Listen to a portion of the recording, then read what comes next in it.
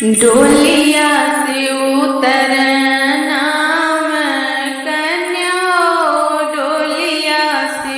उतरना कन्या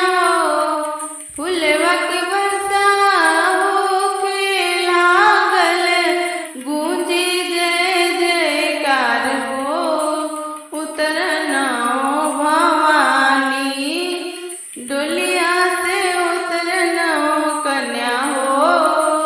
अंगना आज भवानी लाल चुनरिया ओढ़ के आई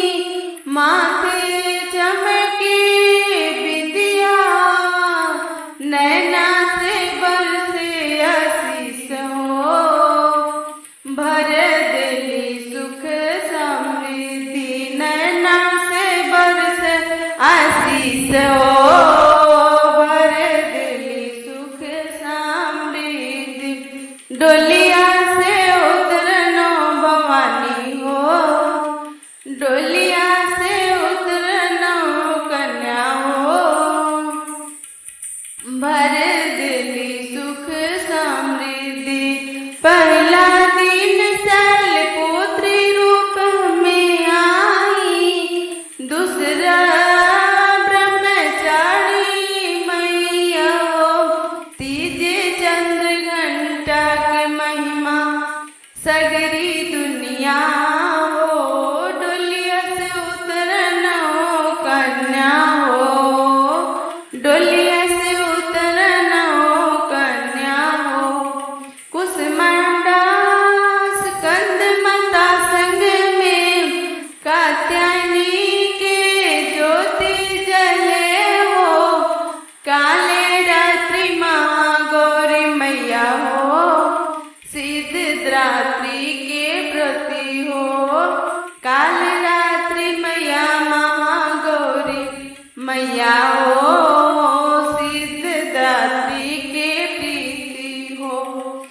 डोलिया से उतरनो कन्या हो आज हमरे भवनवा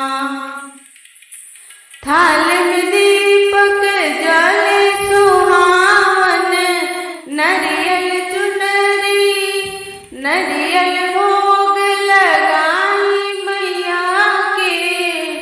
पूजन कर सब मिली मंगल गाई हो उतरना कन्या भवानी डोलिया से उतरना कन्या हो आज हमरे आंगनवा दर्शन दे के कष्ट मिटाओ रक्षा कर जननी भक्तन के दर्शन दे के कष्ट मिटाओ रक्षा कर जननी भक्तन के डोलिया से उतरना कन्या हो आज हमरे आंगनवा डोलिया से उतरना कन्या हो आज हमरे आंगनवा। हमारा माता जी का भजन कैसा लगा कमेंट में जरूर बताइएगा।